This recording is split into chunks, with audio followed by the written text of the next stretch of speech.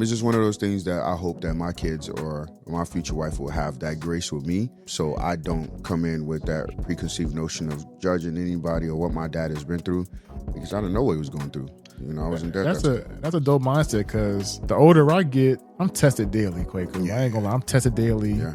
I can see how my dad got into certain situations he got into. And as a grown adult now, I can empathize with him and I can understand him on a whole different level. No offense, when I was just a kid in New Jersey, I was sheltered. I wasn't out in the world. I didn't experience the world. So my mindset was very small. Yeah. Now that I lived 32 years and I have more understanding, I think my dad even is surprised by some of the questions or my understanding now. He's like, all right, like I can talk to my son and vice versa. And I think it's beautiful when you have that relationship with your parents because you came from them.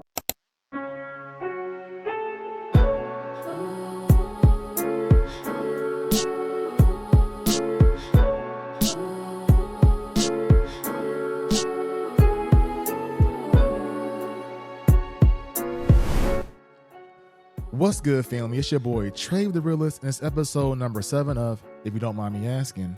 I got my boy here, Kweku. Haven't seen him since 2011, so I'm happy he pulled up on me. Kweku, I know who you are. Man, that was smooth, bro. Thank you, man. Appreciate smooth. That. 7 times you've been practicing now. Hey, three or four times. Yeah. No, man. But first, before we even start, man, I just want to say appreciate this opportunity. But even more so, man, I'm proud of you, bro. Thank you. And, just of course want to give you your flowers because we don't do that as much when people are in the grind stage.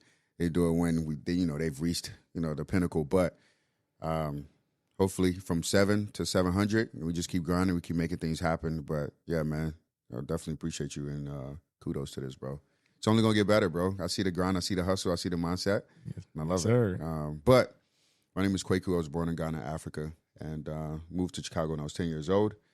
And, we talked a little bit about just that switch up and that culture shock with that aspect, which was tough, but, it made me the person that I am today. And then, just being able to have the opportunity to go to SEMO and graduate from SEMO with, some amazing brothers and I've been through the fire with. And we've been able to just build a strong brotherhood and friendship over the years. And I'm truly grateful for it. So, okay. Yeah. So, as you said, we played at SEMO together, played football together, and we were speaking before here about a conversation I had with you when I first kind of met you, and it's all about what drives you, what fuels you. Oh, yeah. And I don't know whether you remember when I first saw you, you was telling me about how you had a chip on your shoulder, how you came to SEMO, and how people was doubting you. And it almost, to me, felt like you had the power of revenge on your side. Yeah. And to break it down some more, do you know Bokeem Woodbine?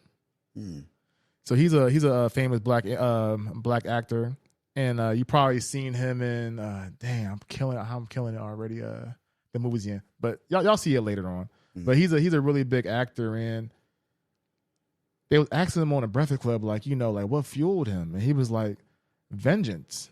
He was like, my whole life people doubted me. My whole life I was against the wall. So he was like, for me, like revenge was a fuel. And he was like, some people think revenge can be evil. But he said, I kind of use it to a benefit to help drive my career. So for you, I see you change so much from 2011. Yeah. So did you have revenge in your mind back then? Like what was in your head in 2011? Absolutely, 1,000%. Why was that? So growing up to seeing a stepmother that was grinding, making things happen, and a father who, could have been around but really wasn't. Mm-hmm. And also seeing some of the 2 toughest, amazing GOATs of athletes. I say 2.5, 3. But for sure, Michael Jordan and Walter Payton were 2 that I was just like, man, I'm going to follow this path of hard work, grinding, and grit. And just seeing, how hard they worked. But, you just hear stories about Michael Jordan where he would be walking past players and he'd be like, man, what you say about me? And they didn't even say anything about him. But he was just kind of making that up in his head. So I just needed that fuel. And that was my fuel. It's like, man, I got to prove people wrong. And it was just always something that I had in me when I was younger. And, maybe just kind of, the flames got stronger when I didn't have that father around So it was just something to prove to him as well too. And throughout college, I had a mother who was working, grinding, working 2 jobs, making things happen for 3 boys that didn't, that weren't hers, quote unquote, because that was my stepmother.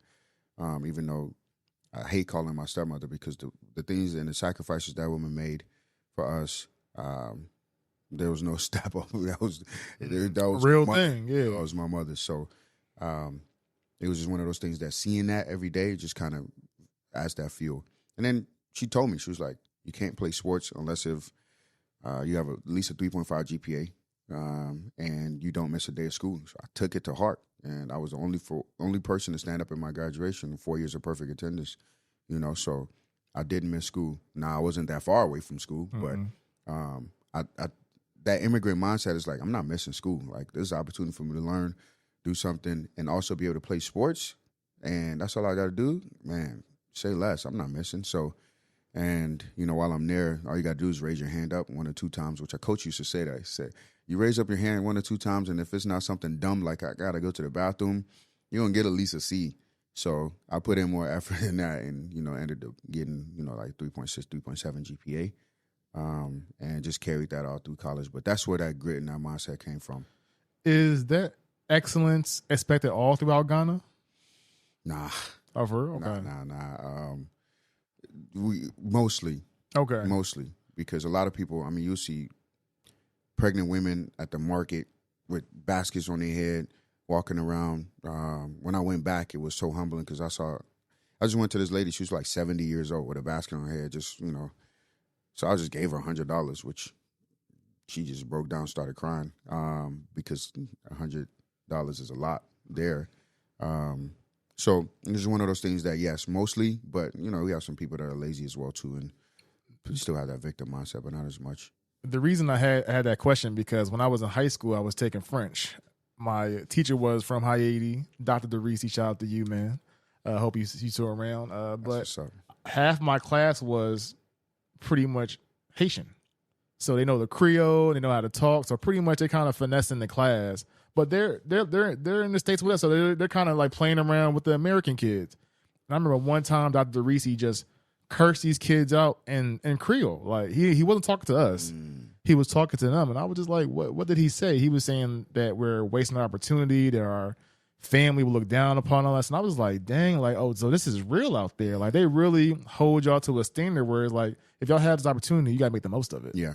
And that's what a lot of Africans, when they come here, if not all of them, they try to take as much opportunity as possible that they can. So whether it's education, you see most of them are doctors, lawyers, and they feel like they're not worthy enough to go back or be considered, like I literally have friends that are like, bro, I can't go back until I graduate with my doctor. Like I need my master's. I need this, I need that. I'm like, bro, it's 2025, bro. Like, school is cool, but it ain't like, you get those opportunities.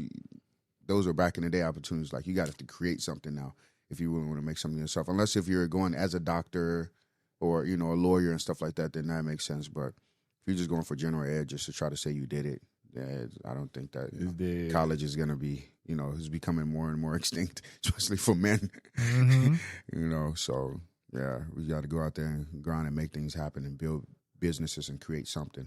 Okay.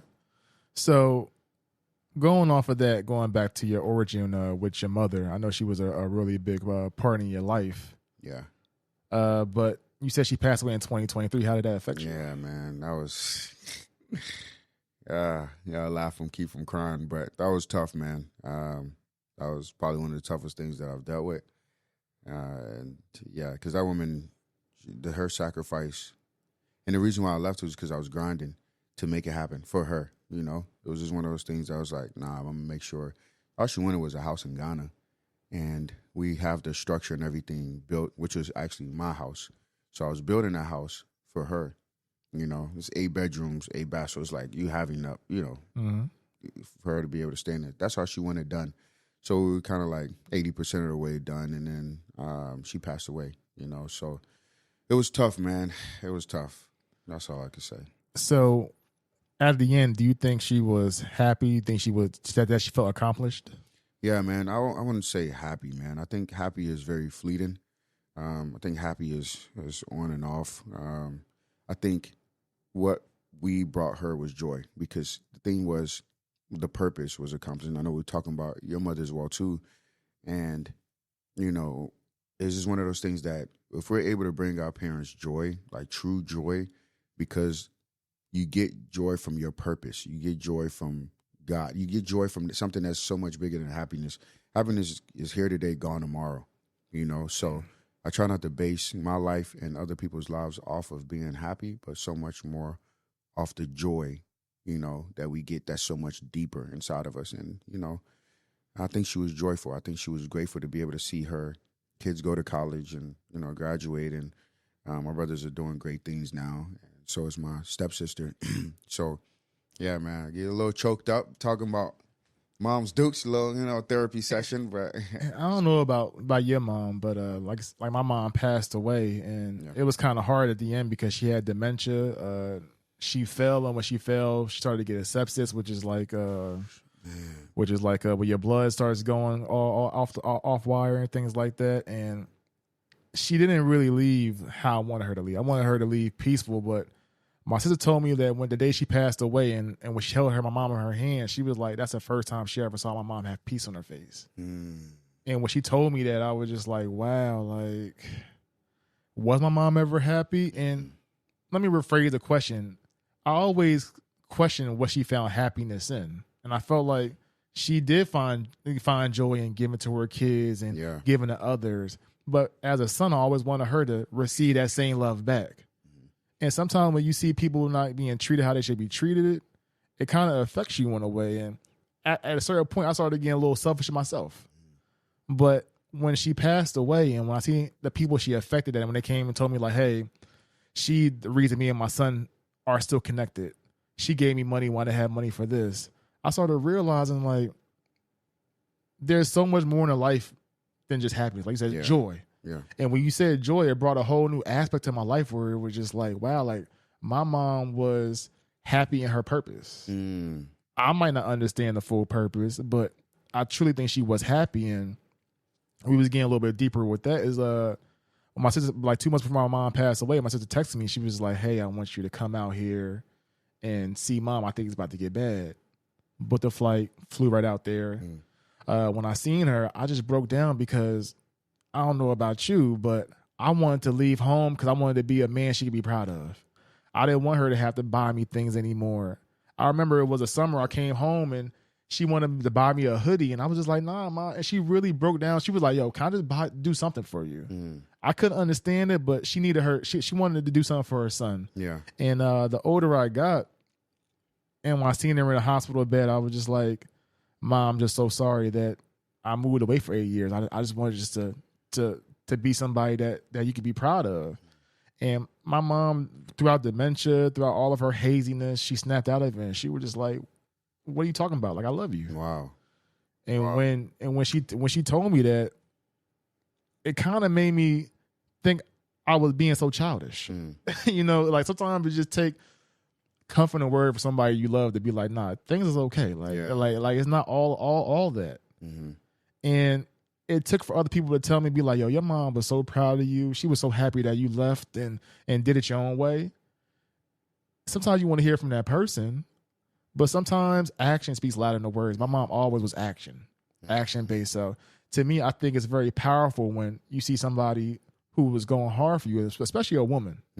Because we in a society where we think a woman should be taken care of by the man, but that's not always the situation. And when I know some strong women, some very strong women. So for me, I always have love for the ladies. I always respect the ladies because they have a certain resilience. I don't think some of us men have mentally. But yeah, just to get back on subject, me losing my mom though got me close to my father. Was that the same with you? Wow, I think we're in the same boat, bruh. I think we're definitely in the same boat because that's exactly what happened. Definitely went out a way that I didn't want her to, but I mean, what way do you want your parents to go? You feel me? Or anybody to go?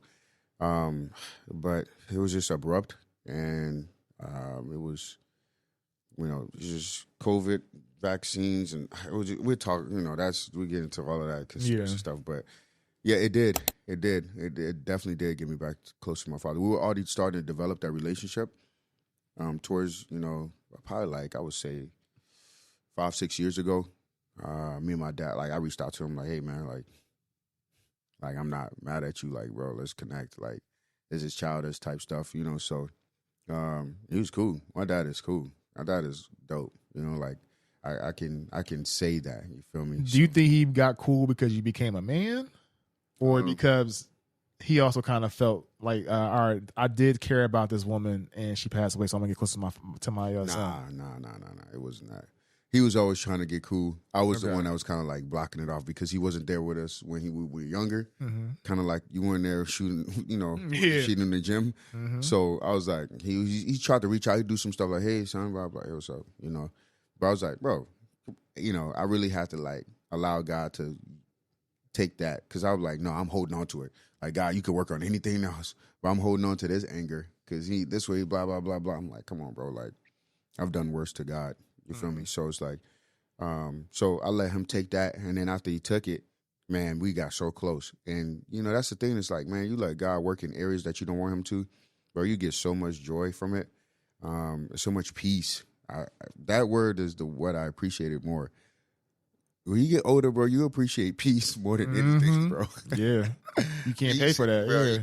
you cannot pay for peace. So that's why I'm like, you know what? I like this, So, yeah, I let that trauma aspect go. I mean, I will have to admit that there were therapy sessions, which I admit. With them in it or just separate? Just myself. Okay. I had to go through stuff after being engaged, and then that didn't work out. I say engaged and then disengaged. And, just a whole bunch of stuff that was going on with, relationships and, it didn't. So left some trauma in my life, but I was able to. Did you talk to your dad about the trauma, or you just kind of that he caused, but not the girl stuff. Okay. But she knows about that because he was just on his way here for the wedding, until it didn't happen. So it was just one of those things that, man, we were always supposed to be cool. It was.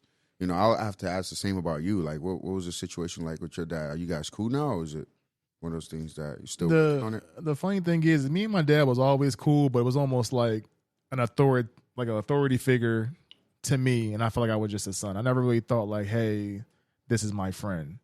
My dad would try to be my friend when I was younger, but I was just like, for some reason, I just wasn't vibing with it. Like, at that point, I didn't think he really was the man that could really understand me. To get more personal, like, him and my mom stayed together. He cheated on my mom, and when I found that out as a young kid, that really affected me. I don't know whether he knew I knew that he cheated on my mom, but I seen text messages, things like that. So when that happened, I really took it to heart, and I really was just like, you know what, I'm team mom, pretty much. Like, I'm just going for my mom. But it took for my dad to have like a heart attack for me to realize, like, damn, like, I need my dad. This is like around me being 18, 19, but I still was in a mindset where it was like, all right, I can't really talk to my dad still because I don't know. I couldn't find it. Do you know about your granddad? So we won't get to that. All right. I was about to say, that's the thing. It's like, I forgave my dad because my all the pressure that my dad had on him to make things happen, and he ended up being wealthy, and a whole bunch of people came, just villagers, government, all that stuff, just take his money. Because my dad was the first, or is the first person to take a combustion vehicle and make it all electric. So he was, nice. So we call him the real Elon Musk. Yeah. So he actually, instead of just making an electric car, he took an Alero, took all the combustion vehicle stuff out and made it all electric. It's still running and everything. So he became very popular. A lot of people were trying to get at him and all that stuff. So me and my brothers tried to protect him. So that's what I'm like, bro, how, that aspect of like, how were you when all the stuff, when your dad, cheated on your mom, all the stuff like I take all that in consideration, and I take it with a grain of salt and grace, which is tough, bro. This is like mature. I had no grace, bro. Yeah. Like I literally, so to kind of get back to what I was saying, something happened to me when I was 25 that I reached out to my dad about. He gave me some good advice on it. I was like, oh, like I can talk to him. And I started talking to him more and more. And he started just giving me like unbiased answers. Mm-hmm. Where it was like when I know you're a Christian and everything like that. My mom was a Jehovah's Witness. Mm-hmm. When I would ask my mom for questions, she would just be like, I don't know, ask Jehovah, pray to Jehovah. Mm-hmm. And I would hate that answer because it was just like, but I'm asking you, like whether maybe he can speak through you, I don't know, but I'm asking you a very direct question, and it's almost like she always just deflected it. Come to find out later on, like she was suffering from dementia, so maybe that could have played a part into it as well. But when we found that out, I was like, you know what? I need to know that. I need to know why, what, when, where, how, even to this day, what he's doing. And my sisters be surprised. They be like, wow, like you really be asking him all these questions? I'm like, yeah, I need to know my father. Yeah. Because at the end of the day, I love my father. Yeah, and I do want to be friends with my father. And the friends that I have, I don't judge. I got friends who aren't the best. I got friends who are saints. Mm-hmm. I can mess with both, but just let me decide how I want to mess with that. So when my mom passed away, I think it changed my dad more, where he was just like, you know what, I kind of want to figure out my son more. Mm. He was asking a lot of questions, and I was finally at the age where I was open to answer. Yeah. Because before all right, what we doing with girls? I ain't talking about it. Yeah. Or what's going on? I'm not telling him anything. Now I'm telling him about Stacy. I'm telling him about my job. I'm telling him about everything now because that's my friend. And the older I get, I'm realizing that we're way more similar than I ever thought. Mm-hmm. And that's what kind of scared me when I was younger. Cause I was like, I don't want to be like my dad. Yeah. But now that I'm older, I'm realizing like, oh, my dad has a lot of redeeming qualities that I do want to be like. Man, the devil uses that in the black community big time. Like, we are so messed up because of the trauma of our fathers and things that have happened in the past and the mistakes that they've made. And man, I just put myself in their shoes. Like, bro, like what were you going through? Like, I really just try to come with that type of mindset, because what would I have done? You see what I'm saying? Like, true. If my dad was going through what he was going through, and at the height and making, all this money and stuff like that, and all these women throwing themselves at him, I'm like, Kweku, what have you done? Come on, are you serious? Like, so it's just one of those things that I do not want to come in judging, because I'm sure if I have a son, I don't want him to do the same for me and resent me if I've made any mistakes, which I have, in the past, like, oh man, how come dad, you didn't do this? My son can come to me at anything, you feel me, and ask me that. How come we're not in a better situation because, you left Cape Girardeau, Missouri, you should have stayed in, I don't know, you feel me? So it's just one of those things that I hope that my kids or my future wife will have that grace with me, so I don't come in with that preconceived notion of judging anybody or what my dad has been through, because I don't know what he was going through. I wasn't there. That's a dope mindset, because the older I get, I'm tested daily, Kweku. I ain't gonna lie, I'm tested daily, and I can see I can see how my dad got into certain situations he got into, and as a grown adult now, I can empathize with him and I can understand him on a whole different level.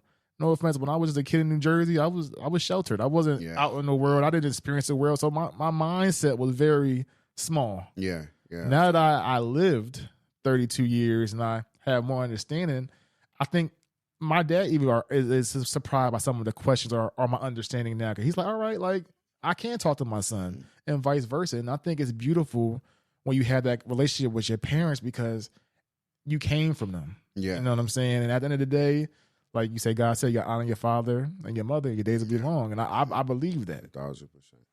Yeah. I agree 1,000%. And that's just something that I just try to live by, So regardless of what's happened in the past, I try not to let it rob me of my present and my future, bro. Okay. So, yeah. So the last part of your origin story, all right? So origin story. So we were talking about earlier about how, I have friends from Haiti, Nigeria, that said when they first moved out here, they was being called African booty scratcher, have what they wore, all that bad stuff. But now you flash forward 20 years later, Afro beats, Whiz Kids popular, people wearing dashikis, and I ain't gonna lie, the girls love the people from over in Africa. The girls love the Africans now. I ain't gonna lie. Yeah. So coming from where you came from to here when you was 10 years old to seeing it now, like, what was all that culture shock from seeing like, all right, people are playing me to now everybody want to be like me? Well, if I could be frank, and even asking ChatGPT, we talked about this. It just says, where does civilization start? Where did everything begin? And it said Africa, you know? And I just talk about like just how, you know, Africans have the opportunity, how we don't have to do and be, we just are. You see what I'm saying? We don't have to try to trick people, do all that stuff. It's just like, hey, okay, we have all this mineral, all this gold, all this diamond, and we're walking on top of it in our land every single day. We have all the opportunities, but sometimes we just don't know who we are, right? And I think that's where that disparity comes in with even African Americans or Black Americans, which I wish we could get that back again for us to, man. I Do feel you like all hate Americans, Black Americans? it's not hate. I think it's because of the opportunity you guys have. We're just like, man, bro, I wish I had the opportunity. So I think it's more envious than it is hate, if that makes sense. It's almost like y'all don't know what y'all have. Yeah. And I don't think any of us know what we have. You feel me? So whether it's the Africans, whether it's, you know, Black Americans, like, that's why I just want that connection to happen, just like I see with so many other, you know, races and religions or whatever it is. But I just want us to be able to be one. But to come back to it, man, bro, your question is great because, yeah, I thought that, you know, Africans were the only booty scratchers because that's what I got caught so many times. And it was just like, bro, what is going on right now?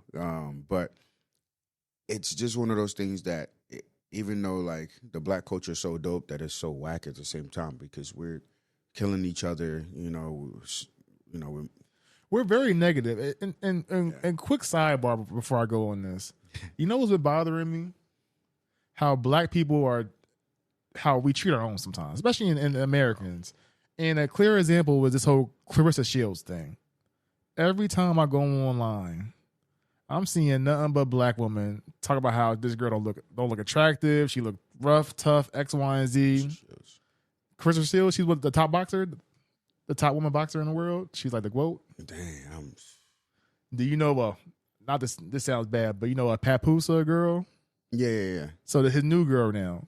Okay. So pretty much his new girl, she is like the most winningest boxer in women's history, and like she doing all of this amazing stuff. And she got with Papoose, who used to go out with who used to be married to Remy Ma. Yeah. And when they got together, pretty much everybody was saying like, "Yo, you stole this husband from this other girl," and they just started comparing the two, saying like, "You're like Carissa, she's a boxer, okay?" So she ain't. So they say you look rough, you can't dress, you can't do X, Y, and Z. We're just like, this girl is literally just a boxer. She found somebody that she loved, and that's all she wants. Bro, we get roasted in the Black community for anything, bro. She posted a picture recently. I was just in the bathroom. She posted a picture recently. She looked amazing. They was like, but look at her shoes though. I'm like, yo, I didn't even notice the shoes. We get bullied. That's what I'm saying. When we came here, bro, we got jumped. Me and my brothers got jumped all the time because we love soccer. They literally jumped us. And then I was like, all right, bet, I guess soccer ain't the sport, so we're going to play football. So we switched that up quick. But it was just one of those things that it was just like, bro, like, what are we doing right now? You know, like, why are we doing this to each other? Because I was just like, I thought, you know, we look the same. Everything's going to be all good. And this was back in the day, so I'm younger. I guess more naive. But nah, bro, like, my little brother was, you know, just wrong place, wrong time, shot, you know, and thank God he didn't die because he went to one of the best hospitals in time. But it was just one of those things that was just like, it's just an eye-opener. So I never really like, I won't say never, but I just really didn't rock with Black people like that, bro. After all that stuff happened, like when I'm walking and, you know, like you get mean mugged, you know, from Black people, like, bro, why can't we just smile and just say what's up, bro? Like, how's everything going? So maybe I was in the wrong place. I don't know. Texas is a little bit better. But still, it's just like, I rock with other races before I rock with my own, you know? And that's sad for me and hard for me to say at the same time because I love, you know, even though we talk about like just being a spiritual being and really like your family, you know, being a Christian is the Christian family since, you know, you gave your life to Christ. So it's like, regardless of that race or whoever it is or creed or whatever ethnicity, you're in that family because of that spiritual being, and or who you believe in. But as far as this physical realm, it's like, bro, we look like each other. Like, we in this together. You feel me? Like, when I get pulled over by a police officer, I'm like, oh, yeah, okay. No, he's black. You feel me? Like, they don't like, oh, he's African from West Africa, and, so he may be, nah, bro, I'm black. You feel me? So that I don't know, man. It's tough. I'm not going to lie. It's tough. But I think people are just scared of what they don't know. And to put it on a lesser term, it's almost like I used to hate when like the new kid in school will come in and he'll be a boy and all the girls will like him. Where it'd be like, all right, y'all like that, but I don't know what it is, so I'm gonna hate on it automatically. Yeah. And something my dad always told me when I was younger is he was like, yo, kids are evil. Yeah. I know that might sound bad to say, but he's like, kids are evil. He was like, they're going to follow the crowd. Yeah. So you might have one good person, but if 8 kids are throwing a rock at another kid, that 9th kid might join, just not to be putting that whole complex. So I really do believe it starts at home, like you said. Yeah, I think something that people may not agree with me on is bullying. Bullying is good. Like, it sounds bad because I got bullied, but it made me tough, man. I think it's just a lot of softer. And take that with a grain of salt. Like, I'm not talking about like, now a kid comes back with a gun. Like, why are you coming back with a gun? Just elevate yourself. Like, all I did was, when I got bullied, I just did 100 push-ups every day, and I was like, all right, bet. You know what happened when I went back to Chicago and I was back in that neighborhood and I jogged around my block with my shirt off? The same dudes that bullied me they ain't even look my direction. They're like, oh, yo, what's up, bro? What's up, Kweku? Like, they know what's up now. You win in the long term. You're playing chess, not checkers. So it's just one of those things that, like, okay, they bullied you back. All right. It makes you stronger. It makes you have to adapt. It makes you, like, get out of that comfort zone of, like, okay, bet. But all y'all still... So this is my hot take. Yeah. So it may be wrong. I'm sorry, bro. I think we need to bring back shaming people. I think we need to bring back shaming people. Yeah. Because people aren't used to corrective criticism anymore. Like, I remember back in the day when you would have that one aunt who would be like, hey, like, your shirt crooked, but we won't get you right, baby. Yeah. She gonna let you know that you're not presentable right now, but she will take you to a side room, get you right, and send you back out there. That's what we need nowadays. Yeah. We don't need people just to be like, just be criticizing, like, help build them up as well. So yeah, 1,000%. So when it comes to, like, those two things, I think you need adversity in life to help build you. Yeah. Yeah. Adversity is life. Mm-hmm. So if we are coddled and you're young and and you're in high school, then it's like when you get to life is going to beat you up because that's the real deal. So it's like when I was able to go through what I went through, like, it's making me the man that I am today because I still think about that. I'm like, all right, bet, cool. What that saying goes, weak times, maybe weak men? Yeah, something like that. Hard times create strong men. Strong men create weak times. Weak times create good times or something like that. We're close to it, but no, you know what we mean. But you definitely need that to help build you up. And I don't know. I think bullying and shaming should be done sparingly, but I think it's definitely needed because no offense, it's going to happen at some phase in your life. Whether you're a kid, whether you're an adult, and you're in a work environment, and you feel like somebody above you is bullying you or holding you down, you gotta go against it sometime because you're gonna face it. Yeah, man. And I think just having that immigrant mindset, you have to come up with that tough skin. Mm-hmm. So being able to be called those things and be, made jokes, like, bro, they used to dog because I'm not good. I'm not as witty. I'm like, dang, these guys are good. So they used to have jokes ready for me. You feel me? Just like stuff like, man, you look like under the bed. Like, bro, how you come up with that? Like, that's clever. So I'm like, bet, okay, they got me. And I don't have comeback. So I'm like, all right, bet, my comeback is to win and to, like my mom said, 4 years of perfect attendance, which I had that. Only person in my school to stand up at the end of, graduation and just have 4 years of perfect attendance. 3.5 GPA, 3-sport athlete, just... That's my aspect of winning because what are they doing right now? Probably nothing. 17 baby mamas and, just trying to figure out life, So it's just one of those things that is like, all right, bet I appreciate the opportunity for being bullied, you know? Okay. So you say you have friends of all different shades and nationalities. We were talking earlier, I come from New Jersey where my whole neighborhood was black. Yeah. And going to SEMO, Cape Girardeau, going to a 70% white school, it was a lot for me. It took me a long time to adjust, but I needed that to help me for the world.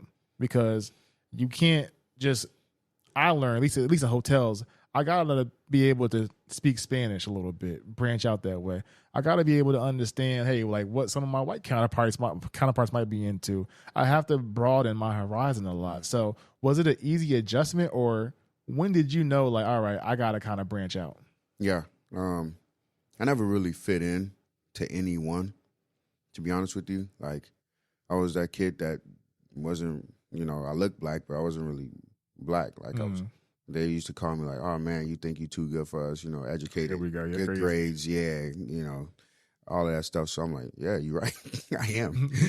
And that's when the bully's starting again. And then, and I'm not white, obviously, so don't really fit in that culture. Not Asian. So it's just like, I don't really fit in. So I'm like, all right, you know what? I'm going to just figure out how to be cool with all of you guys and then be all of you guys, if that makes sense. You see what I'm saying? So just the opportunity to be able to adapt, because the world is not just black. The world is not just white. The world is not just Hispanic or Latin. It's all of us. So when you look past the physical realm and you think about the spiritual realm, and we talked about, God saying we were made in his image. Well, do we know if God is black, white, Hispanic? We've gotten some things from the Bible saying that Jesus' hair was like wool and he was in the Middle East and his feet were bronze. So it's like, I don't know, maybe he may, but he didn't even spend a lot of time. If Jesus was like, yeah, bro, I'm rocking with the black race, is it, like he didn't spend a lot of time in the Bible on that. He said, love your neighbors as yourself, love me, love your enemies, like love these people, be graceful, all these things. That's what we should be following and trying to be at. And so I spend less on the race aspect. I probably spend less on my own people, black people, and, just try to learn something from every person and every culture, because, man, just being in Cape Girardeau, Missouri, like business partners are white, most of my clientele are white. So it's like, bro, what am I over here just saying, like, I only fit into this? Like, I feel like that's disrespectful to God, to only put yourself in this box. Because if I put myself in just this box and I'm putting him in a box, and he created all of this and he created all of us, and so why can't I be able to, have that relationship and experience, and see people and be around people that don't look like me as well too? That's kind of like a spit in his face. Were you always spiritual, or did it happen later in life? We went to, I don't think I can recall, like, actually, but we did a little bit when we were in Ghana. With my dad and my mom. My mom, big time. But then as I got older, it got stronger. Okay. Like, I couldn't shake it, if I wanted to. So it was just like God just kept on finding me. And you had to humble me, and I'm one of those hard-headed ones. So broken ankle here, as soon as I got a full ride scholarship, or hey, you have this hardship here or this hardship there. And all right, God, I'm listening. Okay, you got my attention, so there's always been that ongoing, I don't say battle, but just back and forth of me trying to, like, run from God, and he's just been, like, blessing me regardless. Right. So it's kind of hard to not see it, you feel me? So that's why I feel like there's a purpose. Like, I got to do something because of those opportunities and stuff that I've come from. Like, just my stepmother coming to get us from Africa. Like, bro, who else is getting picked like that? To have an opportunity to come here and make things happen. So it's like, bro, all my friends, they still, man, you got lucky, all this stuff. And so I'm like, all right, bet. Okay, let's take this blessing and try to figure out how we can multiply and help other people as well, too. So, yeah. Nice. So what made you come to Dallas? Man, bro, so building, the business as far as Be Chosen in Gym and Honor Real Men Club, and it was just hitting that ceiling, bro. We talked about it in Cape, bro. As well, too. Just a small town. But you maximize your opportunity there, though, as well, I feel like. You know what, bro? Like, I still have doubts on if I did the right thing, For real? Yeah, bro. Like, I'm not perfect, you know. So it was been nice. I'm like, dang, did I, you know, come here prematurely, or did I come here too late? You feel me? Like, it's always in between, you know. So I'm allowing my past to rob me of my present and my future, instead of just being saying I'm grateful for this opportunity now, bro. I've had doubts, bro. I'm like, man, should I stay there one more year? And the gym is so close to making it to this and making it to that, and I had to talk to God, and He's like, nah. Are you here for a reason? We're gonna make this thing happen. Because I'm like, man, working a 9 to 5 from being an entrepreneur, that is humbling, you know. So going from what you were making in your business, something you created, to, you know, you can get potentially fired and, you know, under hierarchy and the structure, like, oh, this is different, you know. My mindset has always created something, but I think this is a great rest, reset, and readjustment for me to be able to see, okay, I don't just go into a place saying, all right, this is Be Chosen Gym, blah, blah, we're going to do. No, because what if it fails, you know? And no failure is good, but I want to be strategic. So I come into the land, regardless of where it's at, if it's Africa or if it's Guatemala, adjust and say, okay, bet, this is what the people need. Try to fill that void. At that point, the kids needed mentors in the school. So God spoke that to that. All right, bet. This is what we did. Effortless. We raised $250,000 just from doing something that we just wanted to, help people out in the school. So when it's effortless, that's what I know is God. But when I'm trying to rush it and make things happen and chase it and grind it and all this stuff, then that's when it's Kweku. So I take less of Kweku out and put more God in, and I just sit back and say, all right, God, what are you thinking? Is it a beauty supply store? Is it, you know, do I need to build something? What does it look like? So right now I'm still in that waiting stage and trying to figure out what that void is. But I think I have somewhat of an idea. So we're trying to just go with that right now and see. So we'll see, man. Dallas is amazing, bro. I could ask the same about you. I know you love it here. And It's all right. It's cool. But no, I moved out here just because I knew people out here. Yeah. It's funny, when I was in Cape Girardeau, I Googled like the top 5 places Black people can live at. And it was like Dallas. I did that too. Yeah, Dallas, San Antonio. It was Houston. North Carolina. Yeah, Houston. It was North Carolina. It was Raleigh, North Carolina. And I was just like, I don't know anybody in none of those spots except for Dallas. Yeah. And I told you, my roommate Lewis' dad told me, he was like, man, I think you should come out here. Yeah. He said, if your hotel thing don't go through, I got a job for you. Mm-hmm. And just having that security, I was just like, you know what? Let me go out there and do that. Yeah. And that's a good thing about what you're doing with your Honorable Young Men Club. Mm. That sometimes you need somebody to be like, you know what? Come out here, I got you. You know what I'm saying? Like I know somebody that can put you in a higher position, and it's all about networking. And me seeing what you, Cantrell, Wiki, Aaron. and even Aaron, I'm about to say, me seeing what y'all did, and I'm not gonna say it was a short amount of time, but like when you outside looking into what y'all was doing, time was flying. Mm. And so for me, I was just like, dang, these dudes are really making ground in Cape Girardeau. Like they got the whole town involved in and all of their things. So for me, I was just like, it's so cool, especially when you have a group of like-minded men to get something done. Yeah, and that's you said it perfectly. I don't like building things by myself. I know I can, and it's just one of those aspects, like I can go fast alone, but I could go far with other people. So I love the team aspect. I play team sports. I love rugby. I love football. I love playing basketball, even though I wasn't as good in Chicago, because everybody in Chicago everybody can hoop in Chicago. I know you know that from the East Coast, right? But I love team sports. One thing that I hated doing, which I love, it's a love-hate relationship, is swimming, you know? And I do that because that's what my mom, she pushed me into swimming when I came to America. She didn't want it to be the statistic, because I jumped in the water one time at my sister's graduation, and I almost drowned. Mm. And this white guy jumped in there and saved me. So maybe that's why I like white people. I don't know. But it's just one of those things that is like, then I got to learn how to swim. You feel me? So, no, but to be honest with you, it's just one of those things that, like, just building that with those guys was a blessing. Like, I love being able to build with people, because it's more of the story and the opportunity and the people that you're building with, become a family with, more so than what you're building. When you do that, that's when the money comes. When you're trying to chase the money, though, then it's not coming, because it's going to be something that it's like, when I think about it, chasing, it's like something that's eluding me. You feel me? But when I think about, like, pursuing an opportunity, then I feel like it's something that like is still there or it's coming towards me as well too. So it's just one of those things that it's like, I'm grateful to build that with that, and it was so easy, bro, so effortless. But it was a blessing and a burden because now all of our students that we were with, man, most of them got shot. Yeah, most of them in jail. I just literally today, shared a picture with Ken Troy, one of our students that, shirt and tie and all that stuff. And he's, Cape Girardeau has the pictures where they, people get locked up for stuff. And I sent it to our group chat. And I'm like, dang, bro. And then Wiki sent one with one of the kids who just signed with Oregon. So we're celebrating, the one that is making it and compared to the other ones that's, But man, I have 3 that have been shot and killed in Cape Girardeau, Missouri. So it's one of the things that it hurts because you felt like, man, you just pointed to these young men.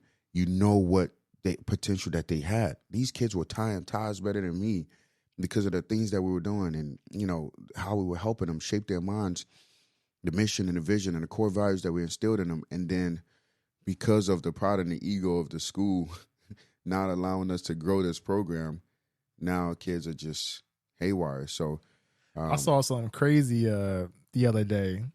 It was this dude who was like head of this bully program kind of thing. So he's pulling up to the school to meet up with this kid to be like, hey, we got your back. Where the bullies at kind of thing. They're not going to do anything to the kids, but they just want to show like, hey, we got this kid back. So I guess the principal brought the kid out 30 minutes early. He was like, hey, we're dismissing the whole school. And he was like, well, where the rest of the kids at? We're here to meet all the kids. Mm-hmm. And she was like, oh, no, but Johnny coming out first. And he was like, nah, we're going to be here till 3 o'clock. That's when the school ends. Because we want the whole school to know Johnny has friends. Mm. And you read in the comments saying like, yo, this school was trying to protect these bullies or the problem kind of thing. Instead of just addressing it and be like, you know what, there is an issue. Let's just find a way of how we can work together to make sure all these kids are safe in this environment. Yeah. Men are needed in the schools, man. Being in the school system, see a lot of women teachers. And no offense, that's great. That's awesome because they're naturally, nourishers, naturally, made to be able to, be like empathetic and, that motherhood comes. But they need tough love. They need like, no, sit your butt down. Like, no, you're not going to talk. Like, they need that in the schools. And when we were in the schools and they didn't have that, we saw the kids running circles around them.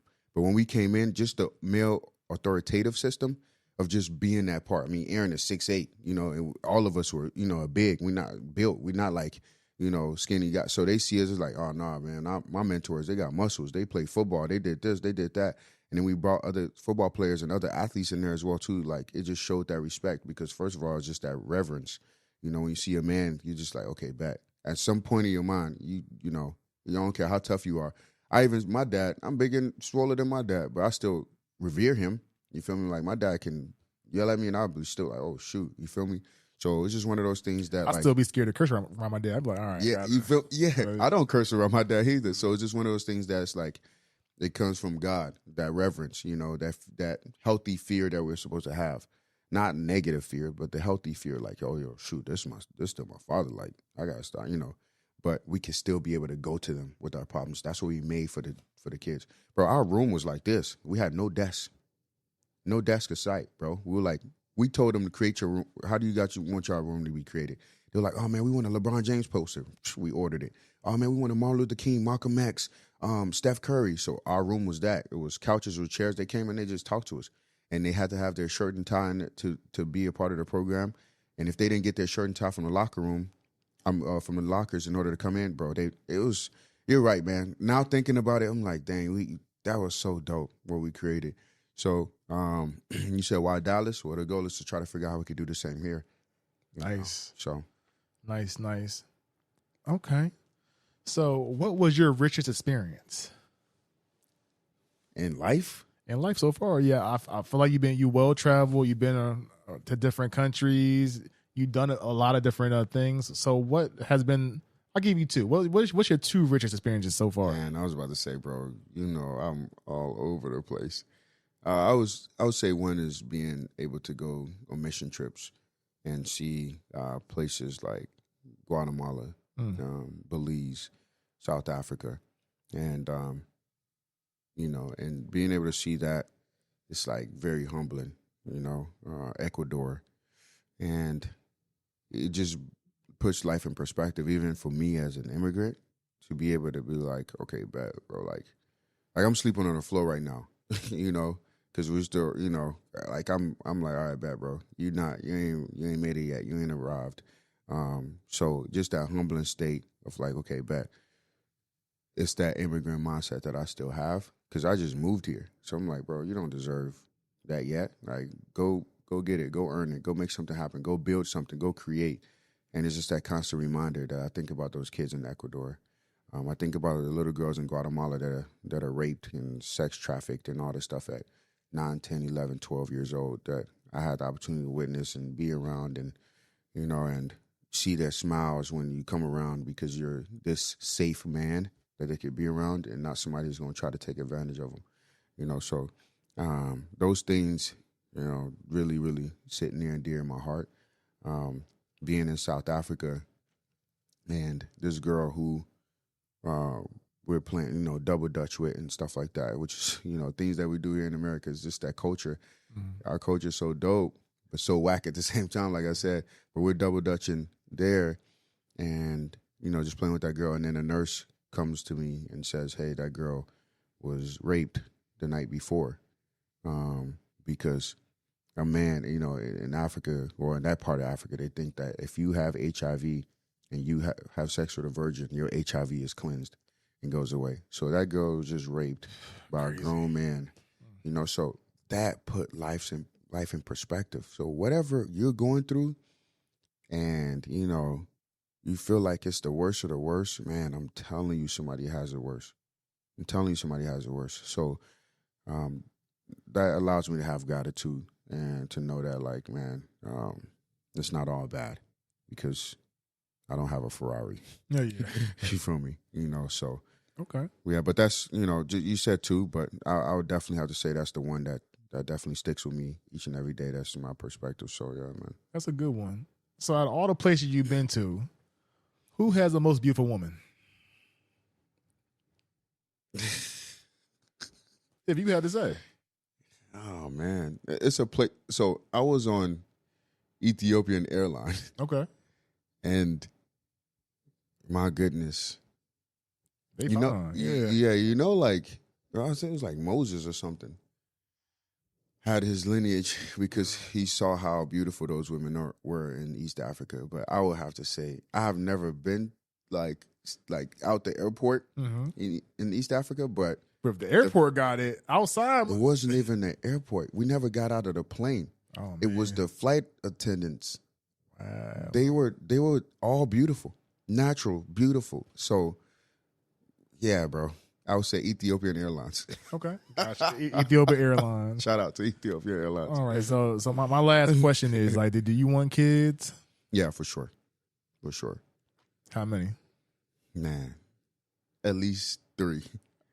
But what about you? I said 3 too, but I feel like the older I get, my number is getting smaller. Why? That's what you're telling yourself, your mindset. No. I'm 36. I'm 32, but it's just yeah. I feel like maybe it might be the woman I date as well, but the more women I date, they say how their bodies are changing. So for me, it's just like I got to get adept with the times, I feel like. Nah, bro, don't limit yourself. And I'm not trying to say this in a negative way, but you can find somebody who can supply more than, at least 3 kids. I got you. It's just, I don't know. So this is the thing, this is the tradition and the culture. Like, I'm used to the African culture. So when you say this is how much you want, more, those women are going to adhere to that because they feel like that's their duty, is to be able to provide that. They feel like that's their purpose. Here in American culture, good luck with that. Do your family, like some others, promote you dating within your culture? Oh, yeah. I think everybody does. And for real.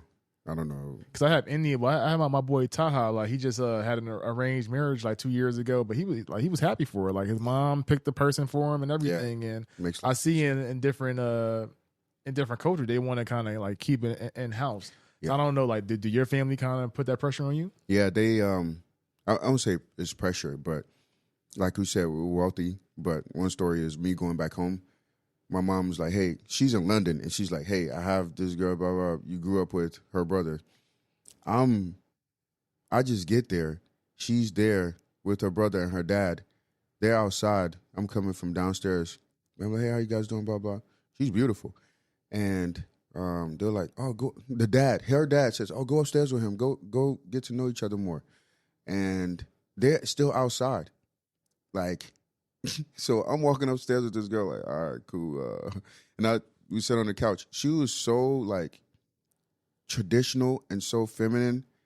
And I was just like, bro, like, submissive. I was like, I would say never. But it was a culture shock. Yeah, it was a culture shock being in the U.S. so much and then just being, like, around her. And she was just like, oh, hey, like, just, you know how feminine, just, hey, like, how's everything going? And I was like, what are we supposed to do? Like, what are they expecting? And she was like, I don't know, but whatever you want. It's like, felt like coming to America. You saw that? Like, whatever you like. So it's just like one of those things. It was like, bro, I don't know, like, what's going on. So we just went back downstairs and got to know each other. But yeah, it makes life easier when it's just your culture and all that stuff. She literally was like, in the conversation we had, she said, oh, don't worry. If you want to have kids, we can have kids. And I'll take care of the kids here. You can always just go back to America and, you know, keep doing what you're doing and building businesses and come back whenever you can. That's crazy. Wow. So, bro, it's out there. Life. Yeah, this is real life. Yeah. So that's what I'm saying. It's like, you know. I got to see the world. I haven't really traveled. I haven't seen the world. No, I haven't been outside the States. No. Are you kidding me? You have a passport? No. See, yeah, bro. That's unacceptable. Your 2025 goal is you have to have a passport not to travel. You know that? In the U.S. Not if you have a real ID, I thought. Nah, man, forget that real ID, bro. Yes, I understand that, but get a passport. It's so funny because, like, the girls I be dating, they always tell me that because they be want to go on cruise. They be like, you don't have a passport? Yeah, I'll be like, nah. They be like, all right. Yeah, 2025 go, bro. 2025 go. I'm dead serious. You got to get a passport because we're gonna be saying that. I got to though. I definitely do. We're gonna be making trips back and forth to Africa because we're gonna be building some. Yeah, I want to see that out. Yeah, Wiki's ready to go. Wiki's asking me every year. Wiki always been like that. Wiki has always been like, yo, I want to see something new, like travel. So that's always dope, man. Yeah. But you know, episode number 7, Kweku, I appreciate you. Anything you want to promote? Any last words? No, man. Just keep grinding, stay focused. But in all of that aspect, always keep God first, for real. So, yeah. Well, thank you again, man. I hope it's not the last episode I had with you. I'm gonna get you back on. We got a 5-part series. Yeah, we got to talk about more. Yeah, no, we have a lot to talk about, man. For sure. It's just the intro, so stay tuned, guys. Yo, stay tuned. It's your boy TravTheRealist. Love who loves you, man, and just keep working. Peace. Nice. Thank you for watching the video.